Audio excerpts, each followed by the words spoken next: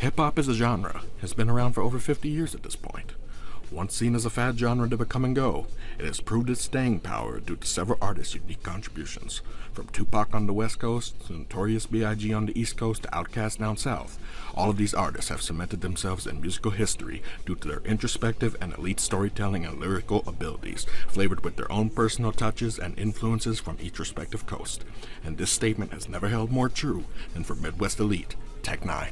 The Midwest lyrical titan from Kansas City, Missouri, has been in the rap game since the late 80s, where he first hooked up with senior KC rap native Black Walt and producer Icy Rock Craven to create music with other local MCs under the name Nut House, and later Tech would become a seminal member of local hip-hop group 57th Street Road Dog Villains. Fast forward a few years and a few different record label situations, and we arrive at 2006's seminal masterpiece, Everready the Religion, released on Tech's own independent label, Strange Music. Released 4 years after his last effort, 2002's Absolute Power, Everready was the culmination of all of Tech's music up to that point, filtered through the perspective of an artist that confidently understood the uniqueness of his own burgeoning style and how to refine it into the framework of an album that would stand the test of time. This entire project consists of 20 tracks, a few of them being skits, and featured production from several talents, from new in-house producer Mr. Michael Seven Summers to Rob Rebeck, Rick Rock, the legendary Trackster, and a few others. That being said, let's get started. Enter Everready. Enter Everready. This one can be considered both an intro and a skit. Usually I wouldn't even bother listening to these, but with this one it's an exception. Here we have fellow Strange Music artists, Cut Calhoun and Chris Calico, along with Tech himself, tell a story of a tour bus accident from a few years before, where they barely made it out alive, and how it bonded them closer together and changed their outlook on life. This intro may be devoid of any musical elements. It does, however, serve the purpose as well as set the tone for the rest of the album. I give it an 8 out of 10. The next song is called Riot Maker. We gon' start this shit alright. We got KCMO in the house tonight. We gon' start. This is how you start an album. It starts right away with a glitchy sounding violin sample, immediately setting the sinister tone for what's to come. Tech follows through with a dedication to his deceased best friend, Brian Beazle Dennis, as well as his previous group, 57th Street Road Dog Villains. What follows is a heavy guitar riff layered with a bumping 808, and then that hard snare drops. Tech begins to describe how he's mislabeled by the rest of the music industry, and more specifically the hip-hop community, due to his dark and aggressive nature of his music, as well as his outer appearance, which at the time consisted of red spiked hair, and oftentimes on stage, an addition of priest robes and face paint, presenting himself as the red-headed stepchild and dark minister of the rap game. This perceived image caused many people to write him off as a Satanist, which was never true in the slightest. Now the second part of this verse was a turning point for me as a hip-hop fan and as a music fan in general. The way Tech raps with his signature chopper-style flow, perfectly complemented by the parallel guitar melody, immediately proved 3 things to me. 1, that rap and rock could actually fuse together immensely well without sounding like all the garbage new metal that had come before that point. 2, that hip-hop could effectively mix with other genres outside of soul and jazz. And 3, that Tech could effectively use his voice as an additional instrument, maintaining his high-octane lyrical flow with an extremely melodic framework. With additional features from then Strange Music artists Scatterman and Snug Brim only adding to the greatness of the song, and production from Rob Rebeck and Tyler Lyon, this is one hell of a way to start the album. I give it a 10 out of 10. Now my mind was already blown from the previous song, and that momentum of amazement continues here with the next entry titled No Can Do. Don't pick up with us. It's the one with the name of a gun. Look at me, mama, what I become is up. The beat is energetic, Tech does his thing, and Chris Calico also features on the hook and has a verse as well. Up until this album, I had only been familiar with 3 Tech songs prior. Slacker from 2002's Absolute Power, and Einstein and I'm a Player from 2001's Angelic, and I had recognized Chris Calico from his contributions to the latter. But this song here is where he proved to me 100% that he could hold his own against Tech, and this was just the beginning of the talents that Chris would display over his 20-year tenure with the label, as Tech's right-hand man, an outstanding artist in his own right. His style matches Tech's in perfect synchronicity, and his sampled interpolation on the hook of the Hall & Oates song, I Can't Go For That, aka No Can Do, was brilliantly executed, with production by Rick Rock, another very strong entry to this album. I give it another 10 out of 10. Now, continuing with the dynamic created on the previous song, Tech and Chris take it one step further here. As soon as I heard the melody and Chris Calico on the hook, this instantly became one of my 5 favorite songs on the album. It doesn't really matter where you go, where you've been, beautiful foreign land you've been in. Now, I grew up on a lot of Motown like Four Tops and Temptations, and big band jazz like the Rat Pack, Nat King Cole, Louis Armstrong, and the like, long before I was ever listening to hip-hop or metal and all the other stuff that's currently part of my musical palette. So the second that I heard the sample in the melody and what Chris Calico was doing on the hook, I knew this was a sample of Dean Martin's 1954 song, Sway. The way that producer Polyhedron sampled the music and the way that Calico interpolated Dean Martin's voice on the hook really made his talent shine through. Tech and Chris flawlessly trade bars back and forth, painting a visual landscape for the listener of what awaits should you take a step into Kansas City or anywhere in the Midwest region. This song convinced me that Tech and Chris were the greatest duo in all of hip-hop, with a top-notch performance from both and songwriting abilities that proved they were an upper echelon of songwriters in the vein of Roy Khan and Thomas Youngblood from Camelot, or Lennon and McCartney from the Beatles, and even Smokey Robinson and Holland Dozier Holland from Motown. With production from producer Polyhedron, this is an absolutely flawless track. I give this one another hearty 10 out of 10. Next, we have the first party-style track of the album, entitled Bout to Bubble. 1 for the treble, 2 for the bass. Come on, Tech and Nina, let's rock this place.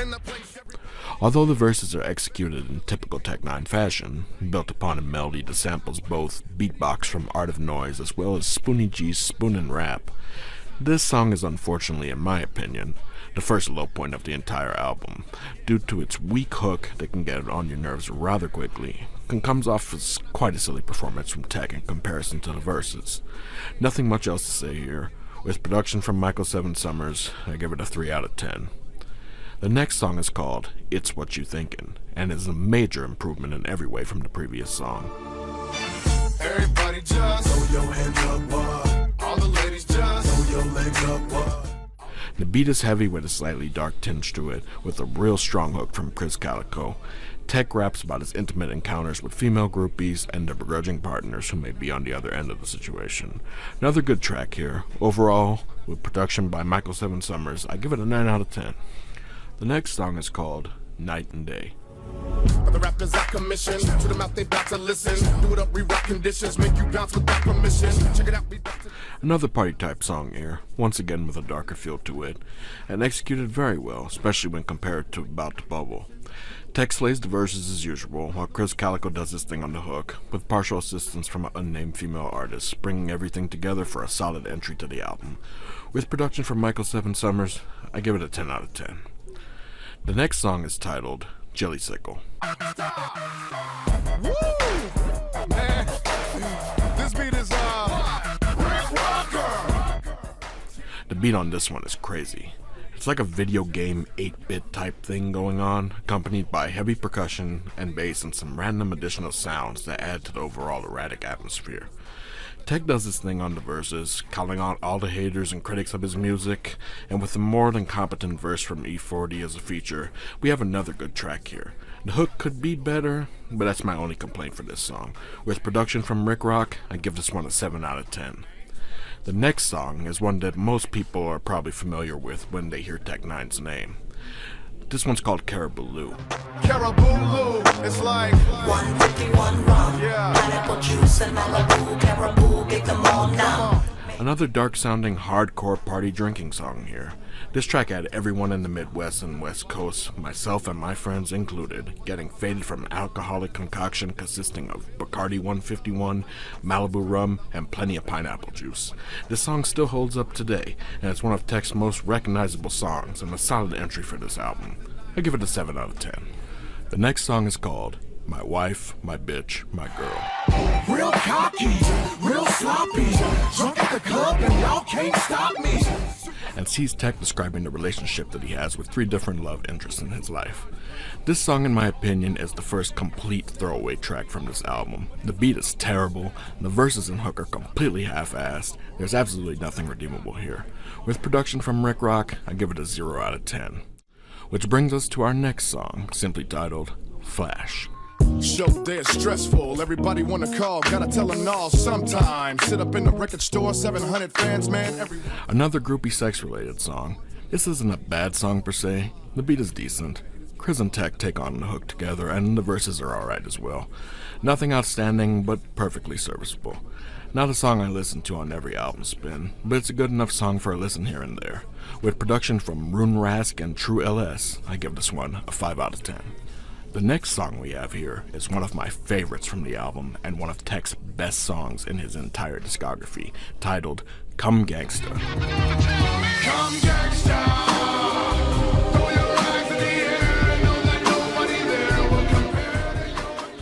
This one gets constant replays on album spins from me. Tech switches up his cadence and flow multiple times on this one, lamenting how his peers have continued to shun him due to the dark gothic influences present in both his music and appearance. Rapping with unrestrained emotional aggression over a dark piano melody with classical music undertones. This is a classic Tech N9ne cut right here. I give it a full-blown 10 out of 10. The next entry is titled The Melancholy Maze and is an interlude skit. Like I said earlier on in this review, I would usually skip these unless they serve a specific purpose beyond padding the album runtime, which this one here actually does. The narrative sees Tech enter a bank where the bank teller recognizes him as a classmate from high school. She recalls to him about how he used to beat on his chest and rap back in those days in the lunchroom, insisting that he do so on the spot, which he reluctantly does, only for the verse to end with the realization that Tech, Brother Lynch Hung, and Dilemma are there to rob the bank. I give this one a 10 out of 10. Picking up directly where the previous track left off, the next song is called My World. Welcome to my world.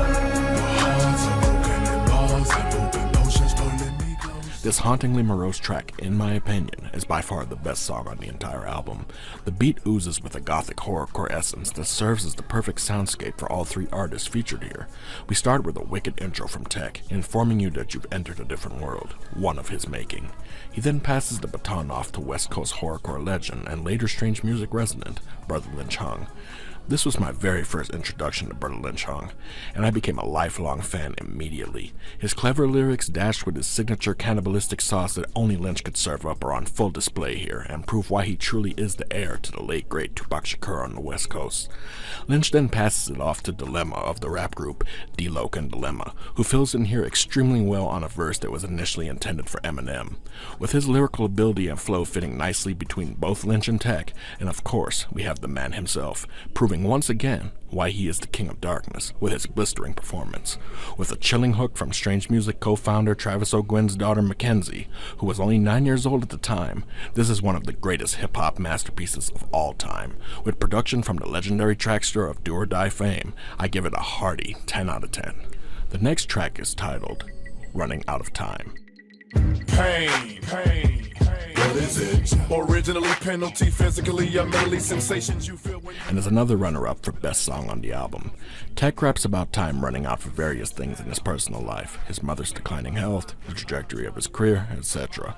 With a feature from Calico on the hook, we have another introspective and solid entry to this album. With production by Michael 7 Summers, I give it another 10 out of 10. The next song is another one of my absolute favorites. It's titled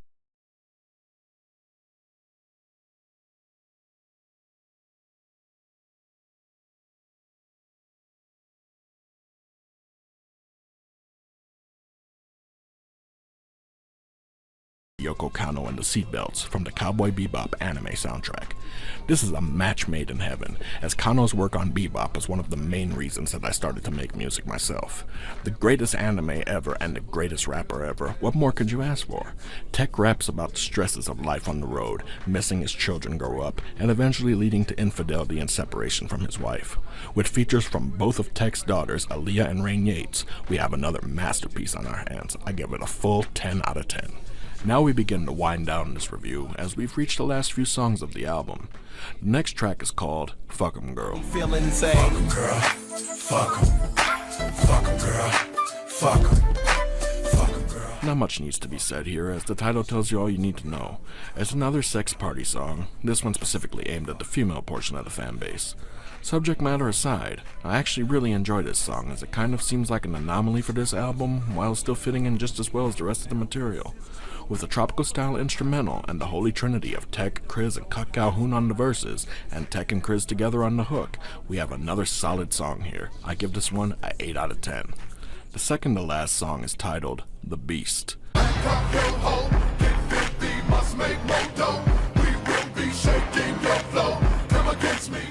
Another dark sounding track here. This is somewhat a club song, but with a more, let's say, demonic approach. The subject matter is definitely that of a party track, but the instrumental and overall approach of the delivery presented here is something more atypical than the normal fare of this type. With tightly placed percussion, Tech presents this material in the signature way that only he can, and with a feature from Chris Calico on the hook that would be right at home on the Absolute Power album, we have another solid entry here. I give this one a 7 out of 10. Now we arrive at the very last song on the album, and a perfectly fitting end at that. The final song is titled This Is Me, and is once again in the list of my favorite Tech N9ne songs, and one of my favorite songs in general of any genre, much less hip-hop. In the world of BET, I'm looked at as true rock and roll, huh? This song once again sees Tech reiterating and further venting his frustration at being labeled the black sheep of hip-hop and the music industry in general, while at the same time uplifting his fans of every creed, color, and walk of life by expressing his sincerest gratitude for all their support over the years through album sales, ticket sales, and overall positive morale. Here he encourages his immensely diverse fan base, from backpackers to metalheads to the appreciators of gangster rap and lyrically forward music, to continue to support not just him, but all of his peers in the hip-hop underground who are truly underrated and underappreciated. He finishes the song by shouting out every single person who played a part in his musical career up to that point, from deceased best friend Brian Beazle Dennis, to his daughters Aaliyah and Rain and son Dantes, to other family members and close friends. With blistering, introspective, and emotion-filled verses, and Tech and Chris together on the hook, Aaron Dantes Yates could not have picked a better song to close out this masterpiece of an album. I give it an extremely proud and satisfying 10 out of 10. Now, before I give my final summary on this album as a whole, I would like to make note of the production credits. I realize that I may have made a few errors when listing the producers involved with the production of this album previously, and being a producer myself, I fully understand the importance of giving credit where credit is due. That being said, here's a very brief rundown of those involved in the production. Track number 1, Riot Maker, produced by Rob Rebeck, Tyler Lyon, and Tech N9ne. Track number 2, No Can Do, produced by Rick Rock. Track number 3, Welcome to the Midwest, produced by The Business. Track number 4, Bout to Bubble, produced by Michael 7 Summers. Tracks number 5 and 6, It's What You Thinkin' and Night and Day, both produced by Michael 7 Summers. Track number 7, Jellysicle, produced by Rick Rock. Track number 8, Caribou, produced by Rune Rask and True LS. Track number 9, My Wife, My Bitch, My Girl, produced by Rick Rock. Track number 10, Flash, produced by Rune Rask and True LS. Track number 11, Come Gangsta, produced by Michael 7 Summers. Track number 12, My World, produced by the legendary Trackster. Track number 13, Running Out of Time, produced by Michael 7 Summers. Track number 14, The Rain, produced by Polyhedron. Track number 15, Fuck 'em Girl, produced by Michael 7 Summers. Track number 16, The Beast, produced by The Riffs. And track number 17, This Is Me, produced by Ty Gilla for Official Productions. Overall, this is one of the best Tech N9ne albums ever released. It has songs that would go on to become classics of his catalog, and it's a true hip-hop masterpiece. Every feature presented here does an excellent job of bringing the heat and elevating the album to new heights. After 4 years of little to no content, this was considered a strong follow-up to Tech N9ne's previous album, Absolute Power. Almost 20 years later, this album still holds up in every aspect and is a go-to when listening to Tech's back catalog, and a great starting point to introduce any prospective fan to his music. I give this album a full 10 out of 10.